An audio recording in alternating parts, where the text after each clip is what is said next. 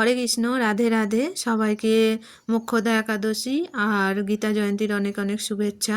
এখন বাজে 7টা, আমার আরতি হয়ে গেছে। তো আমি এবার ভগবানের জন্য ভোগ রন্ধন করতে এসেছি। আমি আজকে পোলাও বানাবো।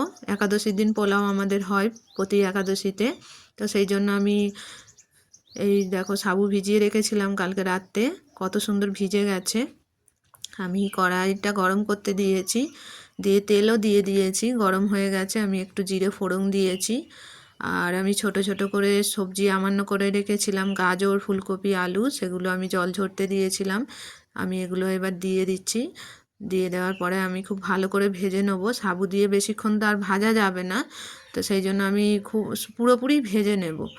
এরকম ভাজার পরে দেখো সাবুটা এত সুন্দর ভিজেছে, একটুকু জল নেই, খুব সুন্দর ভিজে গেছে। আর এ দেখো সিন্ধু নুন, 10 টাকা প্যাকেট নেয়, ছোট প্যাকেট। আর পরিমাণ মতো আমি নুন দিয়েছি। নুন দিয়ে এবার আমি সবজিগুলোকে খুব ভালো করে ভেজে নিচ্ছি। তোমরা এইভাবে পোলাও করবে, খুব সুন্দর হবে, ঝরঝরে হবে, খুব ভালো লাগে একাদশীর দিনে পোলাও।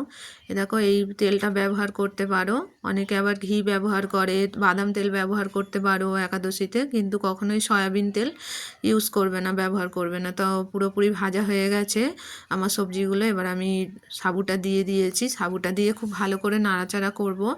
তারপর আমি সাবু দিয়েছি বলে অল্প পরিমাণে একটু নুন দেব, তবে স্বাদটা হবে। কারণ আমি আগে তো সবজির নুনটা দিয়েছিলাম, এবারে সাবু দিয়েছি, সেই জন্য আমি আরেকটু নুন দিয়ে দিলাম। এ দেখো আমার পুরোপুরি হয়ে গেছে। সাবু দিয়ে খুব বেশিক্ষণ নাড়াচাড়া করতে লাগে না, খুব সুন্দর ঝরঝরে পোলাও হয়। পোলাও আমার খুব ভালোবাসে, পতিদেব খুব ভালোবাসে, ছেলেও খুব ভালোবাসে। কিন্তু গতকাল রাতে আমাকে বলে দিয়েছে ছেলে যে ও ফল প্রসাদ পাবে আর আমি নির্জলা করব। তো এটা ভগবানকে ভোগ লাগাচ্ছি শুধুমাত্র আমার পতিদেবের জন্য। তো সে ফলও পেতে পারে না আর নির্জলাও থাকতে পারে না, সেই জন্য এটা ভোগ লাগিয়ে পতিদেবকেই দিয়ে দেবো। রাধে রাধে। জয় শিল প্রভুপাদ।